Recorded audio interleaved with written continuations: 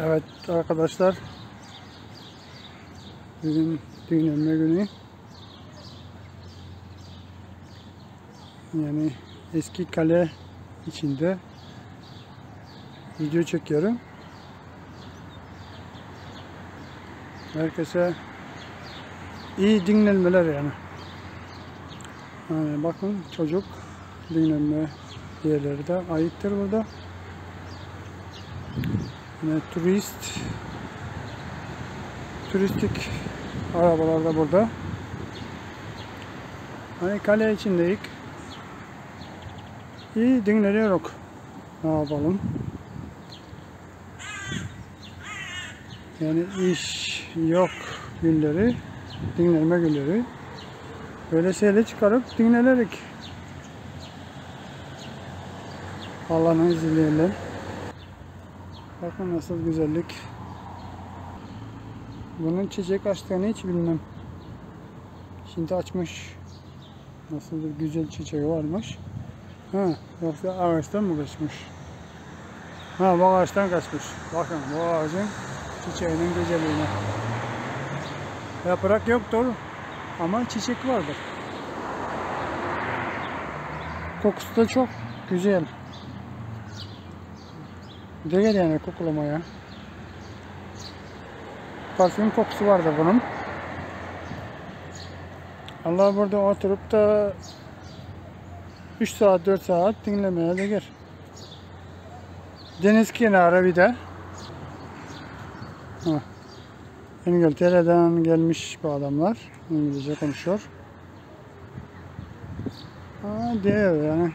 Ne diyeyim. Böyle dinleniyoruz. Bir de çalışıyoruz. Eşek gibi. Bir de haftanın 2 günü böyle dinlenme günüdür. Bakın turistler. Hep burası turistten doldur.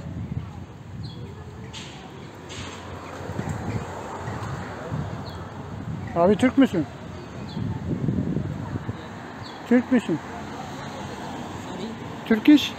No Türk iş. Nerelisin? Pakistan. Bangladeşli arkadaş da böyle el salla. Bangladeşli arkadaş da çalışıyor burada.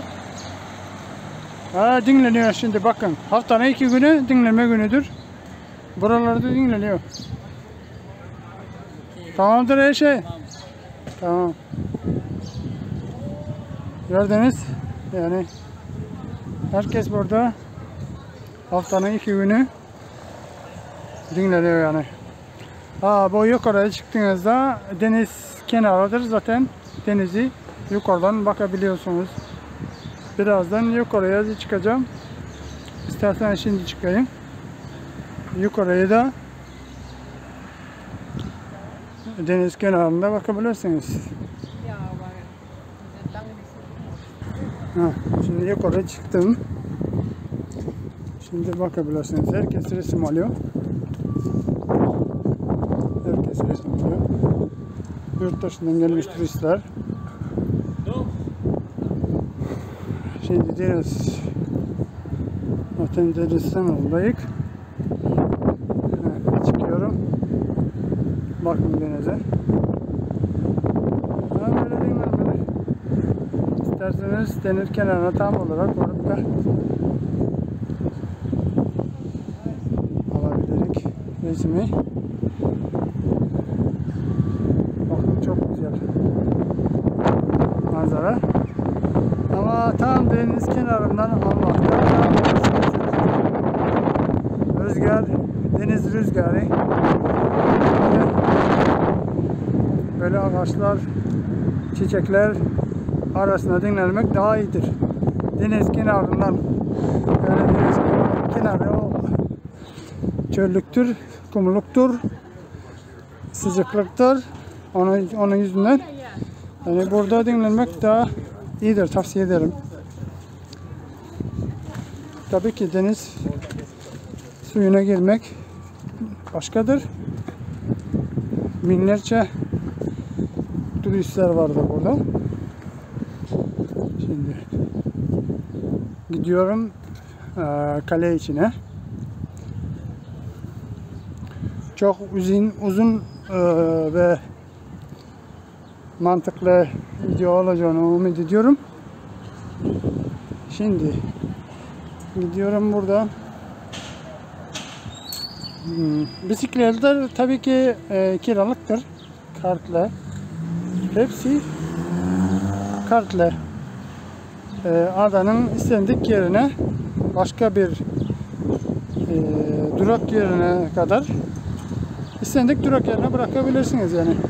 Kart ile kullandık bisikletlerdir. Kiralıktır bunlar. Tabii ki.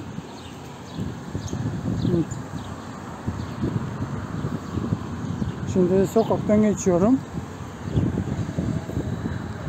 Bu da Petek Pastanesi. İstendik pasta, istendik yeme içme center'ıdır bu.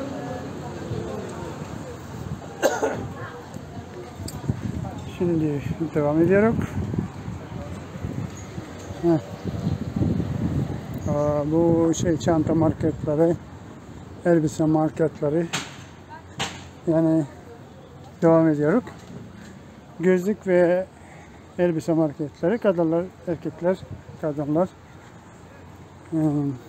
Restoran burası. İstendik zamanımız, istendik adam. İsten içeride, isten dışarıda rahat oturabileceksiniz. Şimdi devam ediyorum. Sokaklar boştur. Kimse kimseye karışmaz. Kimse kimsenin kalbini kırmaz. Polis karışmaz. Bir yerdeyiz. Burada polis yönetmez kimseyi. Şikayet olmadan tabii ki. Kimse kimseye şikayet etmeden polis karışmaz. Şimdi burası büyük dükkan. Tabii ki her şey vardır bunun içinde. İçki de vardır burada. İsterseniz girip de çekebilirim. Tabii ki. Yorumda yazsın tabii ki. Kim içkiye kızıkken insanlar varsa. Burası tabii ki meyhane. Ben bunu da çekebilirim. İçimden alıp da. Şimdi dışından alıyorum. Video çekiyorum.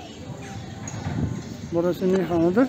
Çok ucuzdur ve şeyleri de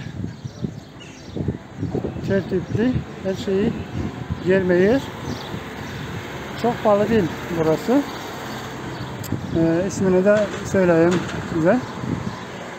Aspava diyor. Yani Aspava çok bir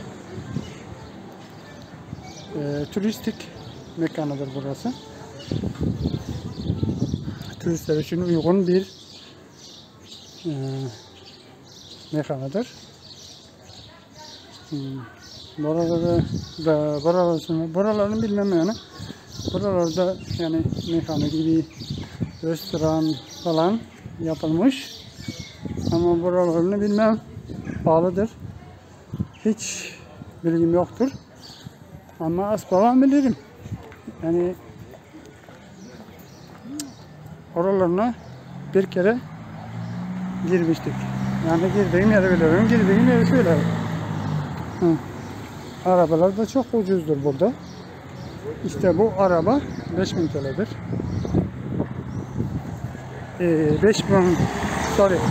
5000 TL değil de 5000 dolardır yani. Senesi de yeni, bir de otomatik lüks arabalar. 5000 dolar. Yani 5000 dolara Türkmenistan'da araba alamazsın böyle. Bir eski bir model araba 700-800 milyon manat yani. Manatı çarptığında yani 7-8 bin dolar para yapar. Şimdi en bir yere geldi. Burasını şey yapıyorlar. Resim alıyorlar. Yani turistler. Bu Kıbrıs'ın kale kartastır bu. Bunu resmi alıyorlar. Şimdi devam ediyoruz. Burası da restoran, dondurma yeme yeri. Dondurmanın en fazla satıldık yeri burasıdır. Kale içinde. Şimdi turistler akıyor burada. Şimdi camiye geldik. Eski cami. Bakın. Eskiden kilise olmuş yeri. Osmanlı devri. Osmanlı devri kiliseler camiye verilmiş.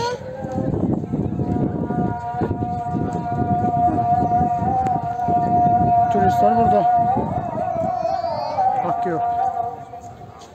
Bakın serbest, herkes, kimseden ehliyet, kimseden pasaport, kimseden kimlik istemezler burada. Kaçak olsan bile serbestsin. İstendik bir yere girip hatta bankalardan hesap açtırabilirsin burada. Burası öyle bir yer. Bankalardan hesap açtırabilirsin. Sen kaçak ol, kaçak olma. Açtırsa olur yani. Olmuyor diye bir şey yok yani. Her şey açılabilir burada. Bakın güzelliğe. Eski kiliselerden en büyük kiliseleri, en büyük camiye çevirmiş Osmanlı. Osmanlı'nın kudretine bakın. Osmanlı Türkmen. Osmanlı Türkmen'in yaptığı kudretidir bu. Selçuklu Türkmen'den sonra Osmanlı Türkmen'in yaptığıdır bu. Bizim erkekliğimizi, bizim mertliğimizi tasvir ediyor burada. Bizim mertliğimizi, bizim Türkmenliğimizi görmeye için nerelerden adamlar gelir. Turistler akar burada. Her gün böyledir. Bir de akşamüstü gelirseniz ayak basmaya yer bulamazsınız. Yani o kadar insan gelir buraya akşamüstü. Yani tariflemeye söz bulamam. Şimdi ben bir daha şey yapayım. Yani bunu gösterirsem bir ay kale içinde uğraşmam lazım. Onun için şimdi bu yeri gösterdim. Bir daha bir önemli bir yere göstermek isterim. Önemli bir yere göstereyim de öyle videomu bitireyim. Burası vardır. Burasında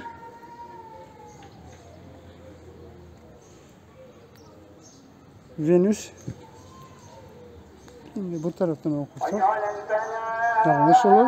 Bu taraftan okursak Venüs Lahiti.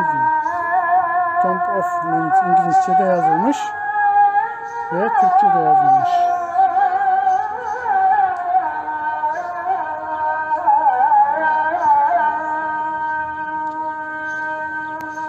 Niye yansımıştı? O da yansımış yani. Bu da bir kudretli bir insanın şeyidir. Mavzuleyidir yani. Bu eski şeyler ne olduğu malum değil. Gösteriyor zaten burada kartalar. Her yerde haritalar mevcuttur. Neyin ne olduklarında. Eski değirmen taşlar da var hatta burada.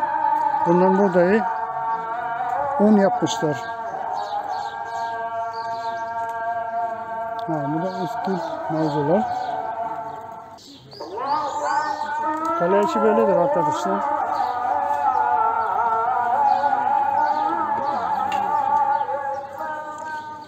Yani Osmanlı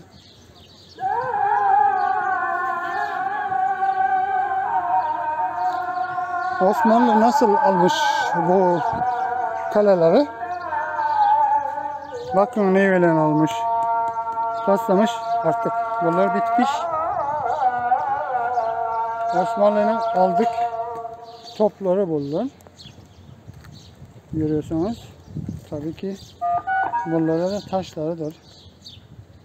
Bunlarla olmuş, kaleleri almış. Bakın hazırı da var. Tabii ki onlar beton şeylerden, harçlardan yapılmış da onlar tabii ki tabii değil. Yani bunlar gerçek bunlardır. Gerçek bunlardır. Bakın. Gerçek toplar bunlardır. Bunlar öyle Osmanlı Bilecik Kale'yi almış. Bir de bunlarla almış. Gerçek topları bunlardır. Hangi kaleleri almış? Ben size bir daha sonraki videolarda bunlar gerçektir dışı ama içindeki gerçek değildir. Bunlar gerçek toplardır. Gerçek toplar. Ben usta olarak söyleyebilirim. Şimdi kalınlık burada 1 santim, burada 4 santim, 4 santim kalınlık demirdir burası. Tabii ki içeride 1 santim, bunun dışında da 1 santim, 5 santim kalınlık. Bunlar hariç. Tabii ki bunlar çıkıntı var burada. 1 santim değil, yarım santim var. 1 santim ayırdığında 5 santim kalınlık vardır burada. Onunla topları atmış, kaleler almış. İşte bu kaleler viran olmuş kaleler. Bu kaleleri viran yapmış Osmanlı. Türkmen almış bunu. Türkmenin yapacak işi daha fazla ve çoktur. Bakın nasıl viran yapmış. Bu kadar kaleleri yapmış. İşte bizim Türkmenler bu camileri, kiliseleri, yani söylediğimde kiliseleri cami yapmış. Bu kadar yüksek ve bu kadar güzel eşyaları geçirmiş kendi eline ve kendi memleketleşlerinin gururu için ve namusu için yapmış bu şeyleri. Bakın yani hiç mi bizde böyle bir gurur, böyle bir namus kalmadı. Bakın nasıl yapmış adam. Senin olsun demiş. Al bu senin olsun. Al bu senin olsun. Herkese senin olsun, senin olsun. Vermiş adam. Bizim mi olsun? Yani bizimdir bu. Ama kimse sahip çıkamıyor buna. Kimse sahip çıkamıyor. Bakın ya, nasıl bir güzel manzara. Herkes geziyor. Şimdi ben en ince sokaklarından bir tanesine gireceğim. Ama burada 100 tane vardır. Onların bir tanesine gireceğim ve tabii ki bu uzun video oldu.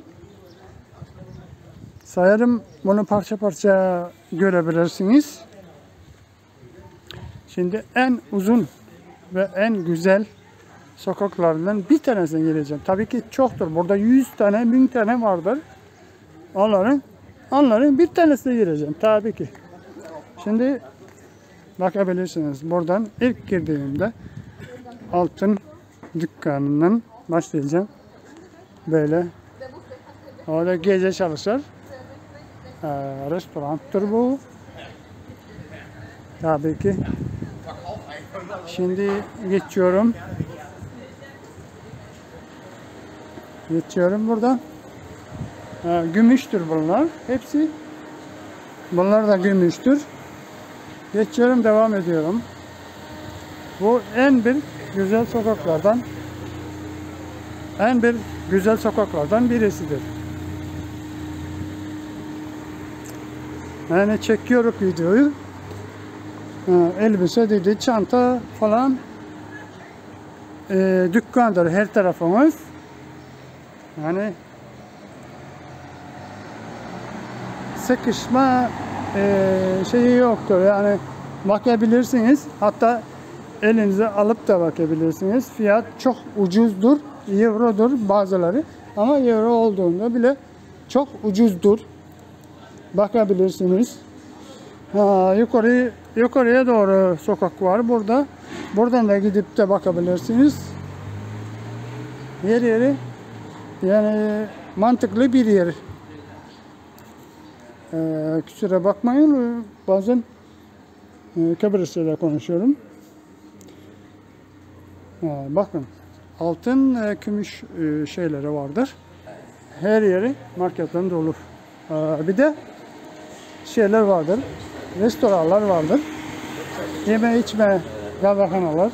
Yani rahattır. Burası turistik yerler tam. Herkes memnundur buradan. Hatta İngiltere'den, Londra'dan gelip misafirler burada rahat. Yani biraz önce söylediğim gibi yani herkes rahat burada. Kimse kimseye kırma, kimse kimsenin ehliyeti, kimse kimsenin pasaporta, kimliği karışmaz. Kimse karışmaz. Yani herkes kendi ülkesi gibi gezebilir. Yani bakın açıkta, her şey açıkta ama market kapalıdır. Yani sen fiyatını öğrendiğinde bile alamazsın. Alırsan çart taraf 74 tane kamera mevcuttur. Her dükkanda. Yani kimse kimseyi alamaz. Kimse kimseyi çalamaz. Öyle bir şeydir. Şimdi oturuyor burada turistler. Dinlendik yerleri var aralarda. Yani kimse kimseyi şey yapamaz. Biraz çok da kısa yollara gireceğim buradan. Çok güzel bir manzara. Çok güzel manzara. Burada dükkan falan yoktur. Nasıl gördüyseniz adamlar böyle kalıyor. Yani herkesin kendi kapısı var. Kendi evi var. Kendi bahçesi var. Böyle bir bahçesi bulur. Benim mesela diyeyim, benim böyle bir bahçem olursa yaşarım hayatımı. Bir de şimdi gireceğim diğer sokağa. Diğer sokakta orman yaşarık. Orman. Şimdi giriyorum diğer sokağa. Bu havlu çok büyüktür. Bir de dağ taşından yapılmıştır. Aynı bizim Türkmenistan'ın dağ taşından yapılmış gibi ama çok yapmış büyük. İçi çok ormanlıktır bunun. Ben girdim baktım bunun içine. Şimdi bu sokaktan gittiğimizde göreceksiniz ormanı. Şimdi bakın bu ormana. Bakın. Herkesin kendi sokağı yani kendi evi gibi. Bakın. Herkesin kendi evi gibi. Yani sokaktır bu da bir. Herkes sokağına kendi evi, kendi bahçesi gibi bakar. Yoktur öyle bir şey yani. Yok sen yap da seni yap. Var mı öyle bir şey? Yoktur. Bakın nasıl bir güzellik. Aman Allah'ım ya Rabbim. Bakın ya. Böyle bir güzellik vardır burada. İnanılmaz yani burasının insanları bile bizim insanlar gibi insan yani. Nasıl yani bizim insanlar yapamadık şeyi bunlar yapıyor. Neden? Neden yapıyor? Ben bunu sordum yani. Bizim Türkmen milletten sordum. Yani neden? Bunlar böyle yaşıyor. Biz böyle yaşayamıyoruz. Yani biz böyle yapamıyoruz. Onlar böyle yapıyor. Neden? Bakın ya, bakın ya. Herkes kendi işinde. Bakın çöpleri. Herkesin çöpü burada. Herkesin çöp kutusu yanında. Kutudan başka yerde çöp bulamazsınız. Bakın bazı sokağa bakın. Herkesin kendi bahçesi var be. Bakın ya. Bahçesi var ya. Olur mu öyle şey? Ben memlekette hiçbir zaman böyle bir insan görmedim ya. Mesela diyeyim. Duvar yaptınız. Eyvallah. Duvar yaptınız. Altına bir 50 santim beton dökün be. Beton dökün. Yok. İnsanlar geçmesin ya ondan. Senin duvarın kaymasın oradan. Onun için dökün be. Şimdi çıkıyorum başka bir sokağa. Tabii ki bu geçtiğim sokakta inşaat işi geçiyor. Bakın inşaatçılar çalışıyor. Kusura bakmayın. Kolay gelsin ustam.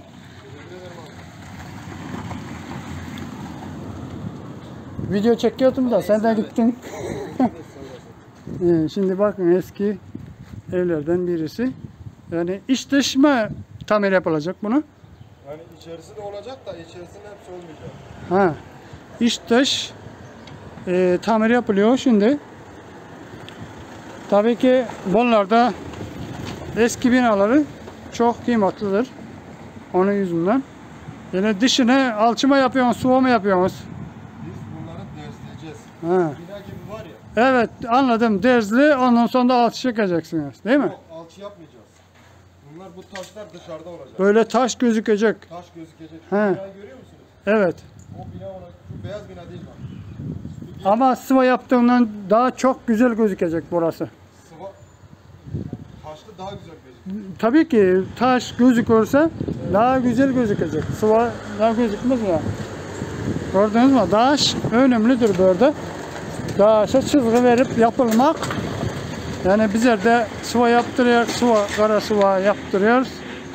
Bunlar da bu taşların ortasına çizgi verip de şekil verip onlar has olduğunu gözüküyor diye Türkmençe'de karıştırdım. Şuraya arkaları bile beton yoktur. Onun taştan yapılmış. Onun için onu sıvasını söktürüp de tekrardan böyle derizli taş yaptırıyor adamlar. Bakın. Adamı yetin bizim taşların. Adam çalışıyor. Usta kolay gelsin. Sağ ol abi. Sağ olasın abi. Teşekkür ederim. Gördünüz mü?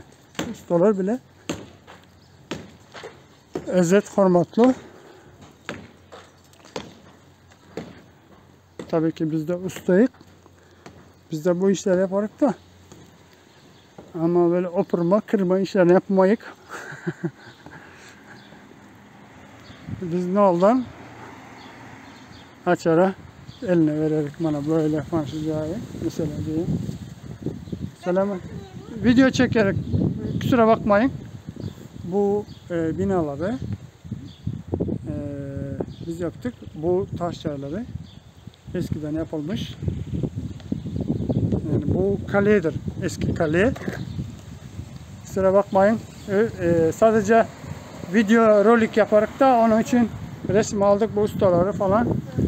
Kusura bakmayın. Nasıl? Bilmem ablam. Bilmem. Hiç haberim yok. İşte burası bankaymış. Eskiden bir insanın yaşama yeridir bu. Çok zengin bir insanın. Şimdi banka olmuş. Burası Rum tarafın bırakılmış yeri. Bırakılmış yeri derken Rum taraf derken şeydir bu Grekler. Yani Grekler. Greklerden kalan yerlerde hiç kimse yaşamaz. Bu Türklerin yani diyeyim Türk derken de Kıbrıs Türklerin yaşayan yerleri, Kipr'ın Türkleri, Kipr Türklerinin yaşayan yerleri. Öyle o da doğrudaki bina Rum taraftan alan, direklerden alan. Hiç kim kullanmıyor, yaşamıyor. Devam edelim. Bu sokakta da aynısı. Girmeyeyim de düz gideyim. Çünkü kale duvarı yanından gidiyorum. Kale duvarıdır. Buradan girerler. Yani eskiden yaycılar, topçular, kapıcılar bu duvardan girip bu duvarın içinden hareket etmişler. Eski Türk tarihi vatandaşlarımız. Bakın ne kadar kalınlıkta taşlar yapılmış burada. 2-3 kat taşlar yapılmış da bunun arkasında da tünel olmuş. Tünel. Yani geçerge olmuş da o geçergelerde hava alma için böyle bir şeyler yapılmış. Bakın şimdi oradan gözüküyor mu gözükmüyor mu? Şimdi şey yapacağım. Yakınlaştı. Oradan hava alma deliği vardır. Orada hava alma deliği vardır. Kültür Derneği diyor. Çocuk yani kulübü bu. Yani herkes de gelip burada bizde dom kültürü diyor. Yani dom kültürü sözü Rusya'dan gelmiştir.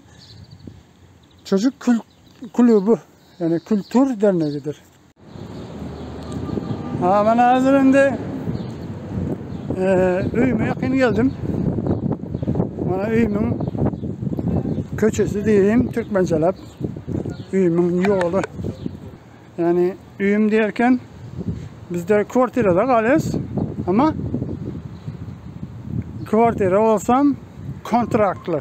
Yani kontrakt 1 yıllık, 2 yıllık, 3 yıllık, 10 yıllık kontraktlı bizler. Yani kontraktı bir baka birleştin mi, sen 10 yıllık birleştin, 10 yılda seni şu adam bakana götürüp bilmeye, üyünden çıkarıp bilmeye.